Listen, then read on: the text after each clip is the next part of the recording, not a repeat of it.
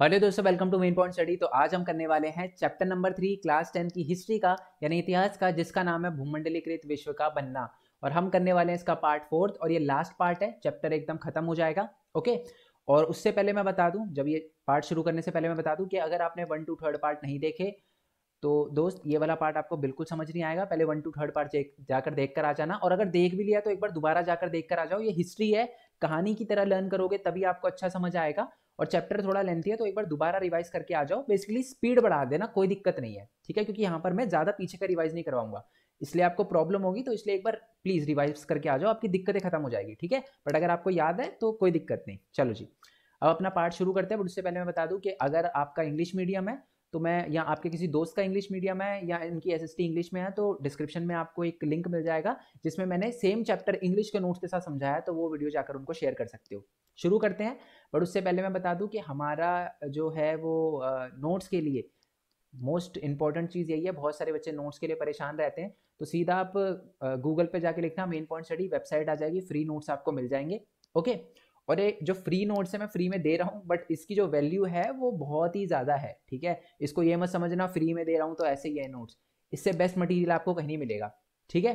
तो पैसे देने से पहले किसी दूसरे को चेक कर लेना इस नोट्स के बारे में। ऑल दो ये नोट्स एकदम फ्री है, कोई भी यूज़ कर सकता है, मेरे को कोई दिक्कत नहीं है। शेयर करो, प्रिंट करके पढ़ो, कोई दिक्कत नहीं है, ठीक है। बट आप अगर फाइनेंशियली सपोर्ट करना चाहते हो या कर सकते हो तो आपको पता ही है कि मेन पॉइंट स्टडी की वेबसाइट पर आप जाओगे तो अलग से पेमेंट का ऑप्शन आपको मिल जाएगा, आप सपोर्ट कर सकते हो। बट अगर आप नहीं भी कर सकते तो कोई दिक्कत नहीं है, टेंशन लेने की जरूरत नहीं है। आप अच्छे मार्क्स लाओ, सबसे बड़ा सपोर्ट होगा। ओके। और दूसरी बात यह है, फिर भी आप सपोर्ट करना चाहते हो तो कुछ नहीं करना, वेबसाइट पे जब नोट्स डाउनलोड करने के लिए जाओगे तो ऐड दिखेगी, क्लिक कर देना, 10 सेकंड रुक जाना, वो भी अल्टीमेटली सपोर्ट होगा। ओके। और साथ में हमारा ये टेलीग्राम चैनल है मेन पॉइंट स्टडी 10 करके, 9500 से ज़्यादा बच्चे इस पर पहले से ही हो चुके हैं। ओके। तो इसको आप ज्वाइन कर लेना। छोटे छोटे और इंपॉर्टेंट अपडेट जिसकी अलग से वीडियो बनाना बहुत ज़्यादा लेंथी हो जाता है तो मैं यहीं पर डाल देता हूँ, ठीक है। तो इसको भी सब्सक्राइब कर लेना आप। और ये हमारे अलग अलग चैनल हैं। ओके। ये मेरा ब्लॉगिंग चैनल है। ओके। और मैं कुछ अलग अलग स्टफ डालने की कोशिश कर रहा हूँ यहाँ पर, तो देखना आप, 1-2 दिन में चेक करते रहना। और बाकी मेन पॉइंट टेक है, सबसे इंपॉर्टेंट चैनल है, 10,800 से ज़्यादा सब्सक्राइबर इस पे पहले से ही हैं।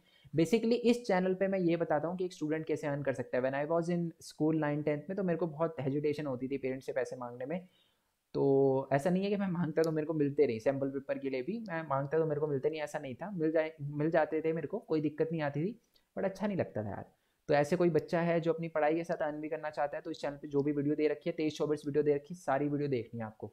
सब्सक्राइब करो ना करो कोई दिक्कत नहीं है, ठीक है। सब्सक्राइब के लिए ये चैनल बनाया भी नहीं था मैंने, आप बस इसका फ़ायदा उठाओ, ये चाहता हूँ मैं, ठीक है।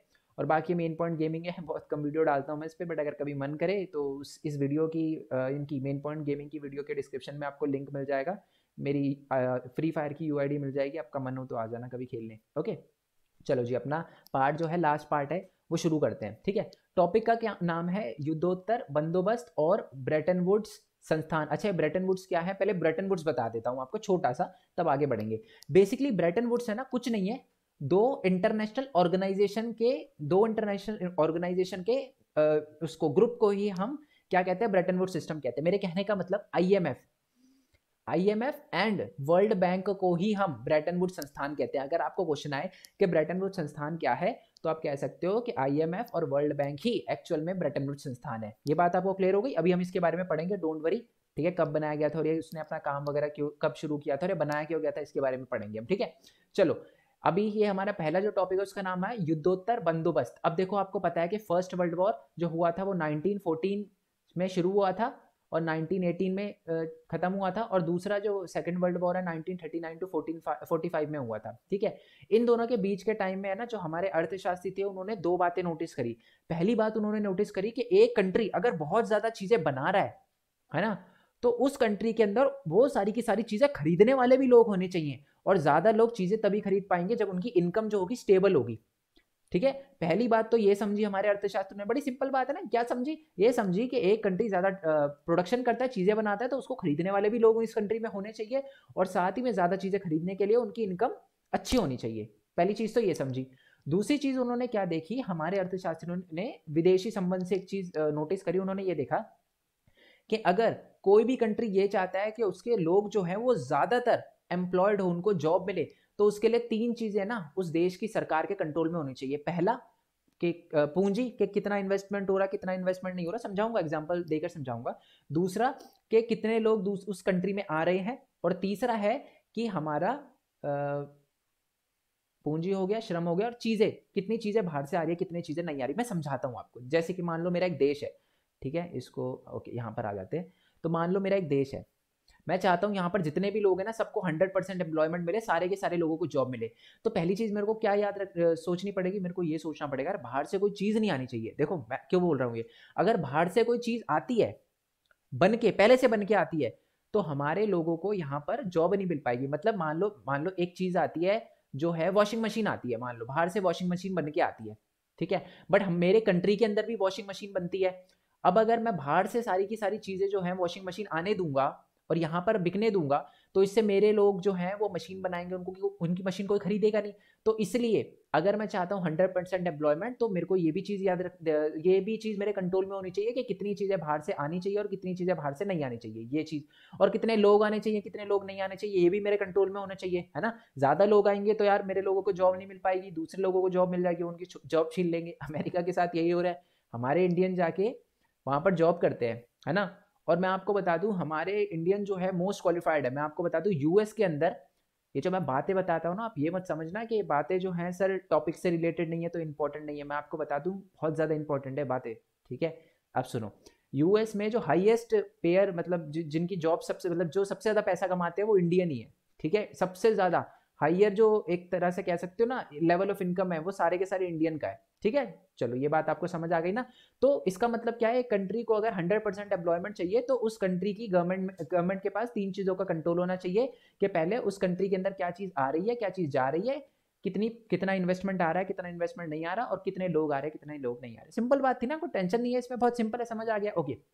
अब आ जाते हैं जी नेक्स्ट चीज पर, ब्रेटन वुड्स सम्मेलन। ब्रेटन वुड्स मैंने बताया था बेसिकली एक सम्मेलन हुआ था, एक बैठक हुई थी, ने अपने सदस्य देशों को बाहरी अधिवेश और घाटे से निपटने के लिए अंतर्राष्ट्रीय मुद्रा कोष आईएमएफ, अच्छा आईएमएफ पे आ जाते हैं। अच्छी, आईएमएफ है क्या, मैंने ये तो बोल दिया ना कि ब्रेटन वुड्स में आईएमएफ और वर्ल्ड बैंक आता है। आईएमएफ बेसिकली उन कंट्रियों को लोन देता है जो उसके मेंबर है। ब्रेटन वुड्स में बहुत सारी कंट्री आती है, तो आईएमएफ और वर्ल्ड बैंक दोनों मिलकर उन कंट्री को लोन देते हैं जिन कंट्री को लोन की जरूरत है और जो ज्यादा प्रोडक्शन करना चाहते हैं और अपनी कंट्री का डेवलपमेंट करना चाहते हैं। सिंपल है, बिल्कुल सिंपल है ना। ब्रेटन वुड्स सम्मेलन ने अपने सदस्य देशों के बाहरी अधिशेष, अधिशेष का मतलब होता है कि डेफिसिट यानी घाटे से, है ना। मान लो किसी कोई कंट्री को 100 करोड़ का घाटा हुआ और उसे 100 करोड़ लोन में चाहिए, तो ये हमारा जो आईएमएफ है, अंतर्राष्ट्रीय मुद्रा कोष, उनको लोन पे देता है, ठीक है। तो ये एक तरह से बाहरी अधिशेष से बचाने की कोशिश करता है और इसीलिए इसकी स्थापना भी करी गई थी, ओके। और पुनर्निर्माण यानी दोबारा डेवलपमेंट करने के लिए उस कंट्री का विश्व बैंक यानी इंटरनेशनल आप कह सकते हो बैंक या वर्ल्ड बैंक बनाया गया था, ठीक है। और इनकी स्थापना जो थी जो युद्ध के बाद पुनर्निर्माण और विश्व वित्त पोषण के लिए की गई थी, ताकि वो कंट्री को पैसे वगैरह मिल पाए, ठीक है। युद्ध के बाद फर्स्ट वर्ल्ड वॉर, ये सेकंड वर्ल्ड वॉर के सेकंड वर्ल्ड वॉर के बाद जो थी ये बनाई गई थी, देखो लिखा भी है।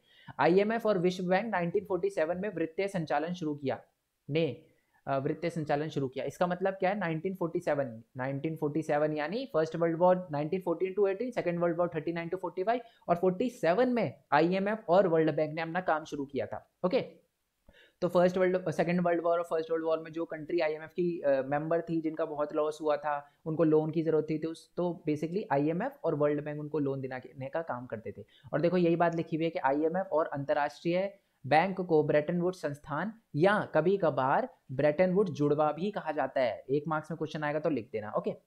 अच्छा, ब्रेटन वुड्स में एक और चीज होती है जो इस बॉक्स में लिखी हुई है, ठीक है। बहुत इजी लैंग्वेज में समझाऊंगा क्योंकि ये चीज 11th और 12th में भी आएगी आपके, ठीक है। और मैं ये ना लिखता तो भी चलता, ठीक है, तब भी आपका चैप्टर कंप्लीट हो जाता, बट फिर भी ये बात समझाना बहुत ज्यादा इंपॉर्टेंट है। देखो पहले ना फर्स्ट वर्ल्ड वॉर में, अभी थोड़ी देर पहले मैंने बोला था, एक कंट्री जो एक टाइम पे बहुत कर्ज लेती थी, अब वो कर्ज देने लग गई थी फर्स्ट वर्ल्ड वॉर के बाद। वो कौन सी थी, हमारी यूएस, अमेरिका, है ना। तो अमेरिका की जो करेंसी है या अमेरिका की कंट्री है ना, अमेरिका को बहुत स्टेबल माना जाता था कि यार ये बहुत सही कंट्री है, ये स्टेबल है, ये अच्छा खासा चलती है, मतलब इसमें इतनी गरीबी या इतनी अमीरी नहीं आती। तो हर कंट्री ने अमेरिका के साथ अपनी करेंसी को पैक कर लिया, ठीक है, पैक कर लिया। मैं समझाता हूँ पैक करने का मतलब क्या होता है। इंडिया से एग्जाम्पल ले लेते हैं। अब तो ऐसा नहीं होता, अब तो ऐसा नहीं होता, ये जो सिस्टम है खत्म हो चुका है। अब ये पहले सिस्टम सुनो होता क्या था। अमेरिका का $1 मान लो 75 है ना। तो पहले क्या होता था, 75 से 76 जा सकता है, बट 76 से ऊपर नहीं जा सकता, फिक्स हो गया अभी 76 तक। और 75 से 74 जा सकता है, बट उससे नीचे नहीं जा सकता। तो ये 76 और 74 के बीच में ही रहेगा, इसे ही कहते हैं हम फिक्स्ड एक्सचेंज रेट। और सारी कंट्री यही करती थी पहले, ब्रेटन वुड सिस्टम के अंदर यही करती थी, अमेरिका के साथ अपनी करेंसी को पैक कर लेती थी। क्यों? क्योंकि वो अमेरिका की कंट्री पे विश्वास रखती थी कि यार अमेरिका की जो एक तरह से कंट्री है ना, उसकी जो करेंसी है वो कभी बहुत नीचे नहीं जाएगी और बहुत ऊपर नहीं जाएगी, तो स्टेबल रहेगी। और उसके साथ हम भी अगर स्टेबल रहना चाहते हैं तो हमें भी अपनी करेंसी उसके साथ फिक्स कर लेनी है। सिंपल है ना, बहुत सिंपल है ना। आई होप आपको बहुत इजी लैंग्वेज में समझ आ गया हो। इसी को कहते हैं फिक्स्ड एक्सचेंज रेट, यानी एक्सचेंज रेट को कि $1 इज इक्वल टू 75 या 76 या 74, अब ये फिक्स हो गया है, इसको कहते हैं फिक्स्ड एक्सचेंज रेट। आज तो ऐसा नहीं होता, आज तो देखो नीचे भी चला जाता है, कभी कभार 70 तक भी चला जाता है, 74 76 भी चला जाता है। हाल फिलहाल मैंने देखा था 75 है। तो आज जो है वो फ्लोटिंग एक्सचेंज रेट है। अब हम ये भी देखेंगे कि कैसे खत्म हुआ। अब देखो, ज्यादातर कंट्रियों ने अमेरिका के साथ अपनी करेंसी को फिक्स क्यों किया था? क्योंकि उनको अमेरिका पे विश्वास था कि जी ये ना इतना ज्यादा गिरता और ऊपर नहीं जाता, ये कंट्री जो है वो स्टेबल रहती है और इसकी करेंसी भी स्टेबल रहती है। बट उसके बाद हमने अमेरिका की इकोनॉमी में भी बड़ा वो उतार चढ़ाव देखे, फिर लोगों को समझ आ गया यार अमेरिका के पीछे भागने से कोई फायदा नहीं, अमेरिका की भी करेंसी ऊपर नीचे जाती है। तो फिर लोगों ने फ्लोटिंग कर दिया। ठीक है, अब जैसे अमेरिका की नीचे जाती है करेंसी, तो उसके हिसाब से नीचे जाती है और उसके हिसाब से ऊपर जाती है दूसरे कंट्री की करेंसी। ओके, क्लियर है? तो यही बात लिखी हुई है, रीड कर देता हूं मैं। ओके, अंतरराष्ट्रीय मौद्रिक प्रणाली या मौद्रिक प्रणाली राष्ट्रीय मुद्राओं और मौद्रिक प्रणाली को जोड़ने वाली प्रणाली है। ब्रेटन वुड्स प्रणाली निश्चित विनिमय दरों पर आधारित है, निश्चित यानी फिक्स्ड एक्सचेंज रेट पर। इस प्रणाली में राष्ट्रीय मुद्रा, उदाहरण के लिए भारतीय रुपया, एक निश्चित विनिमय दर पर डॉलर के साथ आंकी गई है। वही 75-74 है ना, आई होप समझ आ गया हो। ठीक है, और वो ना डायरेक्टली नहीं करते थे, वो पहले जैसे मैंने बोल दिया ना डायरेक्टली $1 इज इक्वल 75 रुपीज, वो ऐसे नहीं करते थे। वो डॉलर को पहले उसमें गोल्ड में देखते थे, फिर गोल्ड को रुपीज में करते थे। मतलब इतना टेंशन लेने की जरूरत नहीं है, बस उतना ही याद रखो जितना मैंने बोला कि फिक्स होता है। ब्रेटन वुड्स में क्या होता था, फिक्स एक्सचेंज रेट होता था, जिसको हिंदी में बोलते थे ब्रेटन वुड्स प्रणाली निश्चित विनिमय दरों पर आधारित थी। बस ये बात याद रखो। और आगे क्या लिखा हुआ है कि $35 प्रति ओंस सोने पर निश्चित मूल्य पर सोने से जोड़ा जाता था। यानी पहले डॉलर को सोने में कि $1 जो है वो 35 जो है वो 1 ओंस सोने के बराबर है। ठीक है, और फिर दूसरी कंट्री ये देखते थे कि उस कंट्री के, जैसे समझाता हूं मैं, $35 इज इक्वल टू 1 ओंस सोना, 1 ओंस यानी वजन के हिसाब से। और फिर हम ये भी देखते थे कि इंडियन करेंसी में जो है 1 ओंस की कितनी कीमत है, और फिर ऐसे इंडिया और अमेरिका की करेंसी को बराबर किया जाता था, नापा जाता था और आंका जाता था। ठीक है, क्लियर है? ओके, चलो जी, मैं टाइम लूंगा, बट दोस्त ये चैप्टर है ना, इसके बाद आपको बुक खोलने की जरूरत नहीं पड़ेगी और आप अपने टीचर को पास में बैठा के समझा सकते हो चैप्टर, मैं आपको लिख के दे रहा हूँ। ठीक है, चलो आगे आ जाते हैं कि विश्व अर्थव्यवस्था का पुनर्निर्माण। ठीक है, एक तो यार ये इसमें ना कीपैड में मिलता नहीं है, तो विश्व अर्थव्यवस्था का पुनर्निर्माण और युद्धोत्तर काल। युद्धोत्तर यानी आपको पता है फिर फर्स्ट वर्ल्ड वॉर के बाद सेकंड वर्ल्ड वॉर हुआ था, तो इस सेकंड वर्ल्ड वॉर के बारे में भी पढ़ लेते हैं कि प्रथम विश्व युद्ध के की समाप्ति के 2 दशक बाद, यानी 1918 के 20 सालों बाद ऑलमोस्ट, आपको पता है द्वितीय विश्व युद्ध भी छिड़ गया था, फिर सेकंड वर्ल्ड वॉर भी हो गया था, 1939 में शुरू हो गया था। यह धुरी राष्ट्र है, धुरी राष्ट्र यानी आपको पता है allied power, axis power second world war में भी थी। तो धुरी राष्ट्र में उस टाइम कौन थी? Germany, Nazi Germany, Japan, Italy, और मित्र राष्ट्र में कौन कौन थे? ब्रिटेन, फ्रांस, सोवियत संघ और अमेरिका। इन दोनों के, धुरी राष्ट्र और मित्र राष्ट्रों के बीच में लड़ा गया था। सेकंड वर्ल्ड वॉर भी मित्र राष्ट्र से जीता था। ठीक है, और ये जो है जमीन पर, हवाई जहाज यानी समुद्र पर और हवा में 6 साल तक ये लड़ा गया, 1939 टू 45, 6 साल है ना, 6 साल तक लड़ा गया। ओके, युद्ध ने भारी मात्रा में आर्थिक तबाही और सामाजिक व्यवधान पैदा किया, मतलब बहुत बुरी हालत हो गई। देखो कितने लोग मरे इस युद्ध में, मौत और तबाही की कोई हद बाकी नहीं बची। माना जाता है कि इस जंग के कारण प्रत्यक्ष और अप्रत्यक्ष रूप से करीब 6 करोड़ लोग मारे गए। यह 1939 के वैश्विक जनसंख्या का लगभग 3% था। 3% लोग 6 सालों में मारे गए। छोटा नंबर लग रहा होगा ना, बहुत बड़ा एक्चुअल में ये 3% बहुत ज्यादा होता है ना। आप हमारी वर्ल्ड की पॉपुलेशन के अकॉर्डिंग देखो, 6 करोड़ से ज़्यादा लोग मारे गए थे, ठीक है। और नाजी जर्मनी के हारने के बाद, अच्छा एक और बात बता दूं, ये जो जब ये सेकंड वर्ल्ड वॉर हुआ था ना, तो उसमें दो चीज़ें हमने नोटिस करी, दो इंपॉर्टेंट चीज़ें नोटिस करी। देखो ये लिखा है, युद्धोत्तर के बाद के पुनर्निर्माण, यानी युद्ध के बाद है ना, सारी की सारी कंट्री अपना थोड़ा जो वॉर से नुकसान हुआ था उसमें जब स्टेबल कर रही थी, तो दो महत्वपूर्ण प्रभावों द्वारा आकार दिया गया था। अब सुनो, दो इंपॉर्टेंट चीज मतलब नोटिस करी थी। क्या नोटिस करी थी? पहला यह है कि अमेरिका पश्चिमी दुनिया के प्रमुख आर्थिक, राजनीतिक और सैन्य शक्ति के रूप में उभरा। पहली चीज लोगों ने ये देखी कि सबसे इंपॉर्टेंट जो देश है वेस्ट में, वो है अमेरिका। आप अगर मैप कभी देखोगे ना, तो यहाँ पर अमेरिका पड़ता है, ठीक है। और दूसरा जो सुपर पावर था वो था जी रूस। एक्चुअल में, या मैं कहूँ सोवियत संघ। आज सोवियत संघ मैप में ढूंढोगे ना, नहीं मिलेगा। एक्चुअल में रशिया ही सोवियत संघ का सबसे बड़ा पार्ट है, ठीक है। तो यूएसएसआर लिख दो। यूएसएसआर की हो सके तो फुल फॉर्म बता देना आप मेरे को, सोवियत संघ की, ठीक है। मन खुश हो जाएगा, हाँ जी बच्चों को आता है, ठीक है। चलो ये बात आपको क्लियर हो गई। दो चीजें जो थी, जब युद्धोत्तर से पुनर्निर्माण कर रहे थे ना कंट्री, अपना डेवलपमेंट करने पे दोबारा लग रही थी, दो चीजें नोटिस करी थी कि वेस्ट में सुपर पावर अमेरिका है और ईस्ट की साइड में सुपर पावर जो है वो सोवियत संघ है, ठीक है। नाजी जर्मनी को हराने के लिए सोवियत संघ की जनता ने भारी कुर्बानियां दी थी। जिस समय पूंजीवादी दुनिया महामंदी से जूझ रही थी, उसी दौरान सोवियत संघ के लोगों ने अपने देश में पिछड़े खेतीहर देश की जगह एक विश्व शक्ति की हैसियत में ला खड़ा कर दिया था। इसका मतलब मैं समझाता हूँ।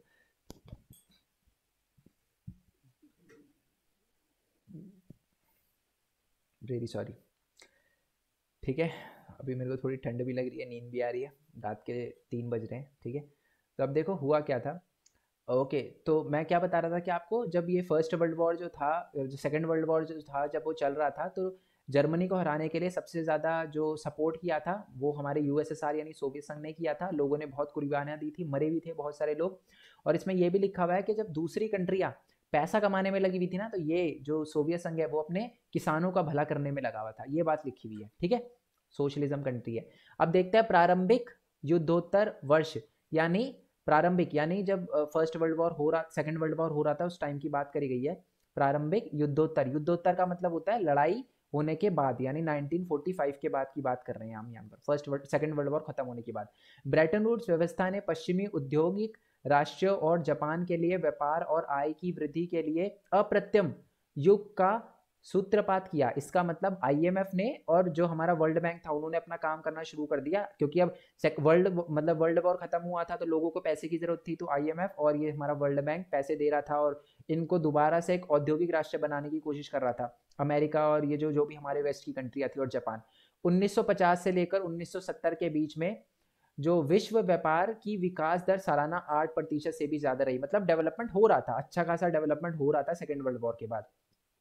इस दौरान वैश्विक आय का लगभग 5% की दर से वृद्धि हो रही थी, लोगों की इनकम भी बढ़ रही थी। ये बात लिखी हुई है। नेक्स्ट है कि विकासशील देश विकसित औद्योगिक देशों के बराबर पहुंचने की जी तोड़ कोशिश कर रहे थे, यानी हमारे जैसे जो विकासशील देश से उस टाइम, क्योंकि हम विकास कर रहे थे, इंडिपेंडेंट हुए थे अभी अभी, हम भी कोशिश कर रहे थे कि जी हम भी उनके लेवल तक पहुंचे। इसलिए उन्होंने आधुनिक तकनीकों से चलने वाले संयंत्रों व उपकरणों को आयात पर बेहिसाब पूंजी निवेश करी। हमने भी बहुत पैसा लगाया। जो भी डेवलपिंग कंट्री थी, जिनको मतलब डेवलप करना था, जो आज़ाद हुए थे धीरे धीरे, वो दूसरी कंट्रियों से जो डेवलप हो चुकी है उनसे मशीनरी वगैरह इंपोर्ट करवा रहे थे और भी नई नई टेक्नोलॉजी, ताकि उस टेक्नोलॉजी का फायदा उठाकर वो थोड़ा बहुत पैसा कमा सके, अपने कंट्री को डेवलप कर सके। ओके, चलो अब है प्रारंभिक युद्धोत्तर वर्ष, ये भी उसके कंटिन्यूएशन का ही टॉपिक है। दूसरा विश्व युद्ध खत्म होने के बाद दुनिया का एक बहुत बड़ा भाग यूरोपीय उपनिवेश के शासन के अधीन था। आपको पता है ज्यादातर लोग जो हैं वो सेकेंड वर्ल्ड वॉर खत्म होने के बाद भी इंडिया, मतलब यूरोप के गुलाम थे। जैसे भारत भी था उसमें से, श्रीलंका भी था अपना, पाकिस्तान भी था, पाकिस्तान भारत के अंदर ही था उस टाइम, ये बांग्लादेश भी हमारे अंदर था, है ना, हमारा पार्ट था, ठीक है। और बहुत सारी आसपास की, म्यांमार, ठीक है, रंगून जिसे कहा जाता है, ये सारे के सारे यूरोपीय उपनिवेश के शासन के अधीन थे। अगले 2 दशकों में एशिया और अफ्रीका में ज्यादातर उपनिवेश स्वतंत्र, ठीक है, स्वाधीन राष्ट्र बन चुके थे, ठीक है। बट सेकेंड वर्ल्ड वॉर के बाद 1945 के बाद ज्यादातर कंट्री इंडिपेंडेंट होने लगी थी। हम कब हुए? 1947, हमारे 1 साल बाद श्रीलंका और साथ ही में बांग्लादेश और पाकिस्तान भी बन गए थे उस टाइम। नहीं, बांग्लादेश तो 1971 में, मतलब समझ आ गया, 1971 में बना था। मतलब यह है कि ज्यादातर देश आजाद होने लग गए थे सेकेंड वर्ल्ड वॉर के बाद, ठीक है। लेकिन यह सभी देश गरीब संसाधन की कमी से जूझ रहे थे। भारत भी उस टाइम बहुत परेशानियों को झेल रहा था। उनकी अर्थव्यवस्था और समाज लंबे समय तक चले औपनिवेशिक शासन के कारण अस्त व्यस्त हो चुका था। जो हमारा ये अंग्रेजों ने रूल किया था उसकी वजह से हमारी कंडीशन बहुत खराब हो चुकी थी। एक टाइम पे सोने की चिड़िया बोला जाता था, बट अब कुछ भी नहीं बचा था अंग्रेजों के जाने के बाद, क्योंकि ले गए सब कुछ। ठीक है। जो देश ब्रिटेन और फ्रांस के उपनिवेशिक रह चुके थे या जहां कभी उनका राजनीतिक प्रभुत्व रह चुका, वहां के महत्वपूर्ण संसाधन जैसे कि खनिज संपदा और जमीन पर अभी भी ब्रिटिश और फ्रांसीसी कंपनियों का ही नियंत्रण था। ये बात सुन के आपको शायद अटपटी लगेगी। हमारे गोवा पर भारत आजाद होने के बाद भी गोवा पर फ्रेंच का और पोर्चुगीज का रूल चलता था, और ब्रिटिश का एक तरह से डोमिनेंस था आज़ादी के कुछ टाइम तक था, मतलब इतना भी ज़्यादा नहीं था बट था। ठीक है। और वह इस नियंत्रण को छोड़ने के लिए किसी भी कीमत पर तैयार नहीं थे।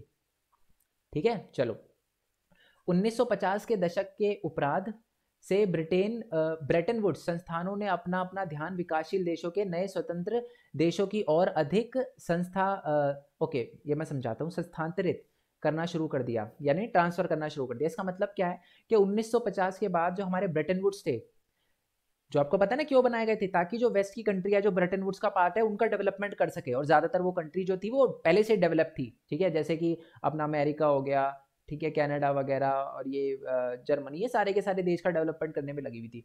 बट फिर उन्होंने 1950 के बाद देखा कि यार जो न्यूली इंडिपेंडेंट कंट्री है, भारत हो गया, हमारा ये श्रीलंका हो गया, है ना, और रंगून हो गया, ये सारी की सारी कंट्रियां भी तो हैं, इन कंट्रियों का भी थोड़ा सा ध्यान रखना पड़ेगा, इनको भी डेवलपमेंट की तरफ ले जाना पड़ेगा। तो उन्होंने दूसरी तरफ ध्यान देखना शुरू किया।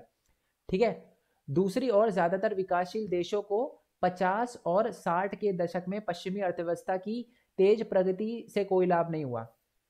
अमेरिका ग्रो कर रहा था उस टाइम, सारी की सारी कंट्रियां जो है पश्चिम वेस्ट की कंट्रियां ग्रो कर रही थी, बट हमें कोई फायदा नहीं हो रहा था इससे।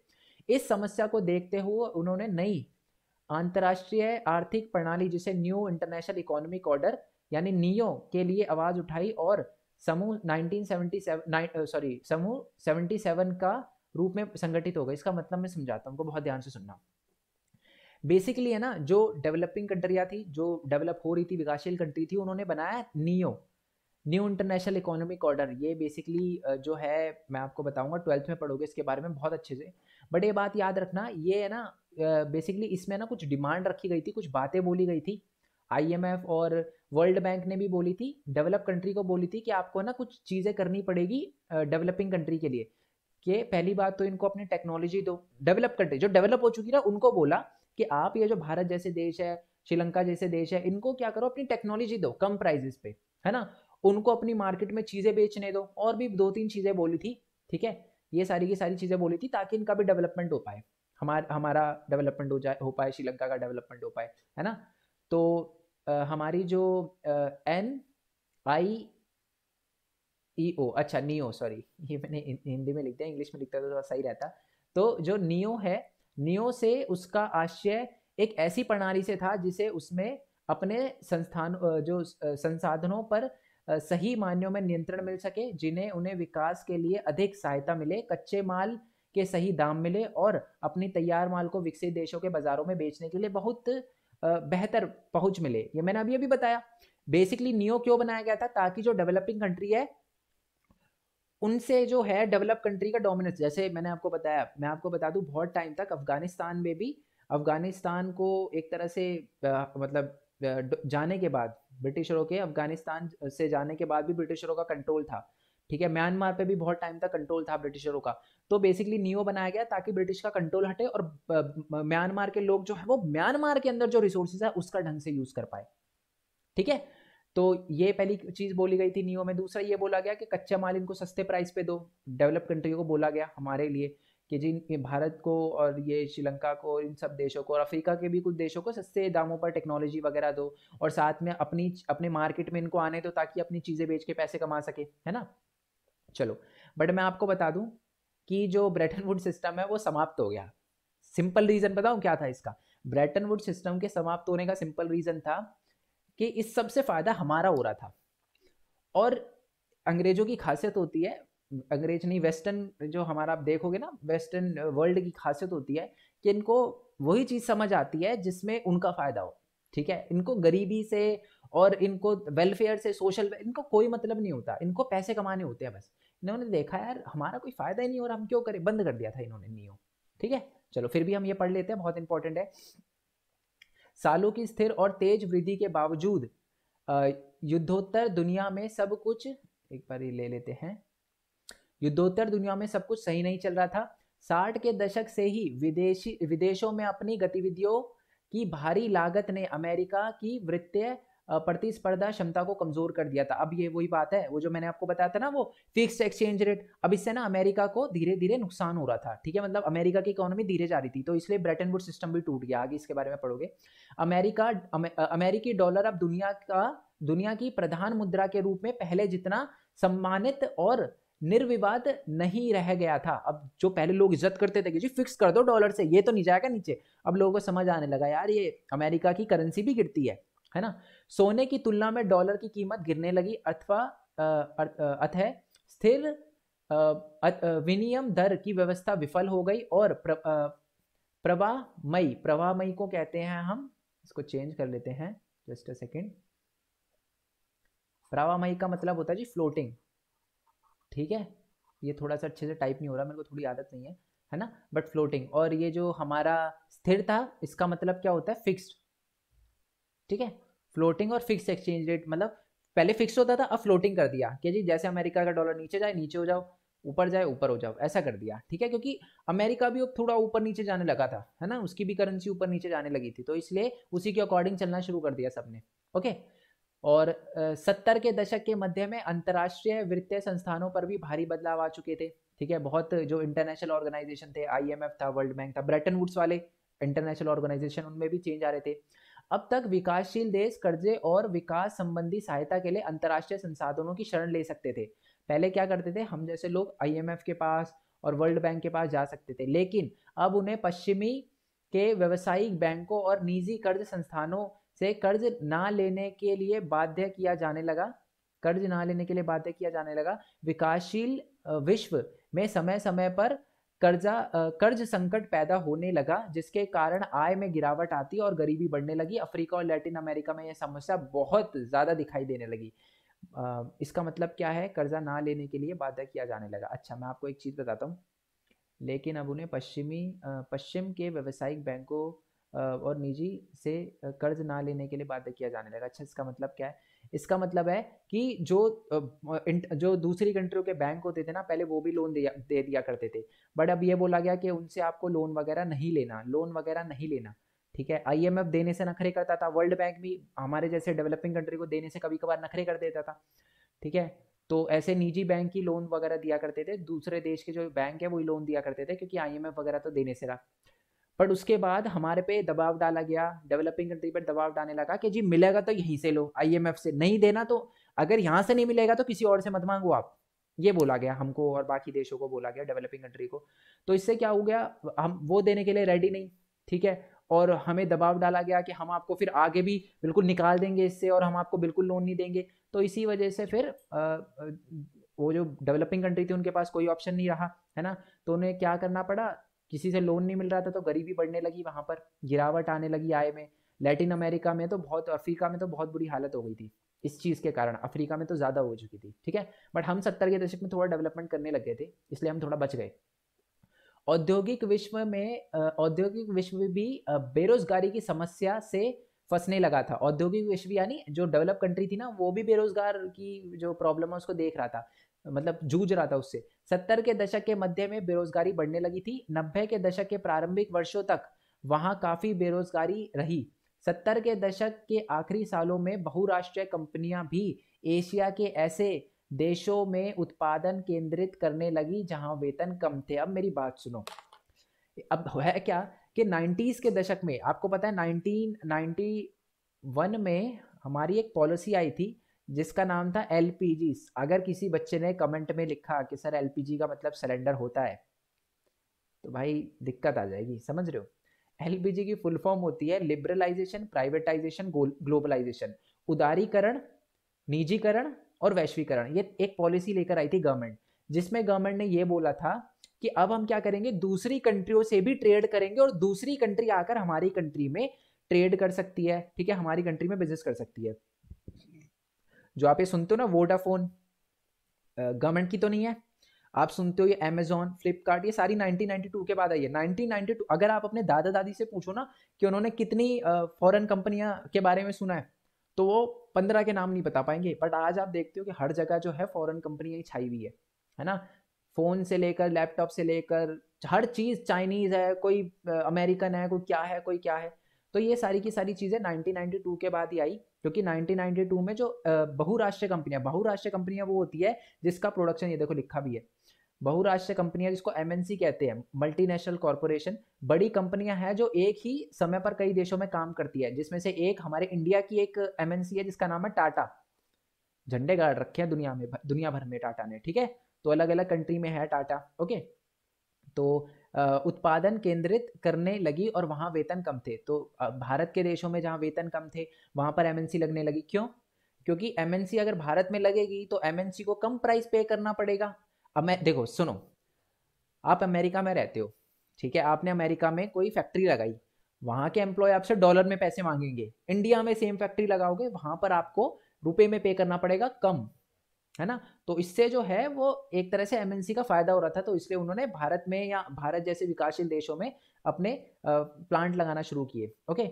उद्योगों को कम वेतन वाले देशों में ले जाने से वैश्विक व्यापार और पूंजी प्रवाहों पर भी असर पड़ा, है ना। दूसरी कंट्रियों ने फिर हमारे पास इन्वेस्ट करना शुरू कर दिया, हमारी कंट्री में ट्रेड करना शुरू कर दिया। और पिछले 2 दशक में भारत, चीन और ब्राजील आदि देशों की अर्थव्यवस्था में आए भारी बदलावों के कारण दुनिया की आर्थिक भूगोल पूरी तरह बदल चुकी है। एक टाइम पे पता है क्या था, बहुत बुरी हालत कर रखी थी। मतलब अभी हम बोलते हैं कि अमेरिका हमारा दोस्त है, ये दोस्त है, देखो जब जरूरत थी ना तो अमेरिका पाकिस्तान के साथ खड़ा हुआ था। शायद आपको ना पता हो, बहुत सारे टाइम पे अमेरिका पाकिस्तान के साथ खड़ा हुआ था। क्यों? क्योंकि उस टाइम शायद हमारी इकोनॉमिक हालत इतनी अच्छी नहीं थी। आज जो है कोई भी कंट्री देखने से पहले, हमारे ऊपर कुछ करने से पहले या कोई बात बोलने से पहले 100 बार सोचती है, क्योंकि जब आपके पास कैश है तो ऐश है, ठीक है। आज हम ग्रो कर रहे हैं अच्छा खासा एमएनसी की वजह से। हमारी कंट्री की जो एमएनसी है दूसरी कंट्री में जा रही है, दूसरी कंट्री की एमएनसी हमारी कंट्री में आ रही है, तो हम अच्छा खासा पैसा छाप रहे हैं। आज आप अमेरिका में जाओगे आपको इंडियन मिलेंगे, आप कहीं किसी भी देश में चले जाओ आपको इंडियन जरूर मिलेंगे, ठीक है। और वो मेहनत करते हैं, आगे बढ़ने की कोशिश करते हैं, ओके। इसी वजह से हम डेवलप कर पा रहे हैं। आज अमेरिका जो है वो पाकिस्तान का साथ नहीं दे रहा। क्यों? क्योंकि उसके पास कैश नहीं है और फिर उसकी ऐश नहीं है। हमारे पास कैश है तो हमारी ऐश है। तो एक बात याद रखना कि वर्ल्ड पॉलिटिक्स जो है वो पैसे पे चलती है, दोस्ती पे नहीं चलती, समझ रहे हो। तो कोई भी ये कहे कि जी हमारा ये कंट्री दोस्त है, ये कंट्री दोस्त है, एक बार हमारी जेब खाली होने दो, है ना। भगवान ना करे ऐसे हो, भारत जो है वो बहुत ऊंचा जाए, ठीक है, ठीक है, किसी भी कंट्री से हमेशा ऊपर ही रहे। बट जब जेब में पैसे नहीं होते ना तब पता चलता है कि यार कौन कंट्री जो है वो हमारे लिए कुछ करने को रेडी है, कौन कंट्री जो है हमारे लिए कुछ नहीं कर रही, समझ रहे हो। चलो जी, थोड़ी ज्ञान की बातें ज्यादा हो गई, बट आई होप आपको चैप्टर अच्छे से क्लियर हो गया। यहीं तक था हमारा पूरा का पूरा चैप्टर, आई होप बहुत अच्छे से क्लियर हुआ। देखो वैश्वीकरण जो है ना, जो ये वर्ड दिख रहा है आपको वैश्वीकरण, ये बेसिकली वही है, एलपीजी वाला है ना, वैश्वीकरण वही है। वैश्वीकरण का मतलब ही होता है, चैप्टर की शुरुआत में ही हमने वैश्वीकरण देखा था, चैप्टर की शुरुआत ही करी थी ना हमने वैश्वीकरण वर्ड से। या मैंने ये बोला था कि बेसिकली जो हमारा एक भूमंडलीकृत विश्व है, यानी आज के टाइम में बहुत ज्यादा ट्रेड होता है। तो ये देखो आज का विश्व जो है वो एक भूमंडलीकृत विश्व है, ठीक है जी। आई होप आपको पूरा चैप्टर बहुत अच्छे से समझ आया हो। किसी भी टाइप की कोई दिक्कत आई हो तो नीचे कमेंट करके मेरे को बताना। नोट्स आपको वेबसाइट पे मिल जाएंगे। अगर आपको वीडियो अच्छी लगी हो तो लाइक जरूर करना, शेयर जरूर करना, अच्छा लगता है तो कमेंट जरूर करना, अप्रिशिएट करना अगर आपको अच्छा लगता है। इससे मेरे को बहुत मोटिवेशन मिलती है आगे के लिए वीडियो बनाने में, ठीक है। बाकी मिलते हैं नेक्स्ट वीडियो में, तब तक के लिए थैंक यू सो मच। जय हिंद, जय भारत, वंदे मातरम। Thanks for your support, bye bye.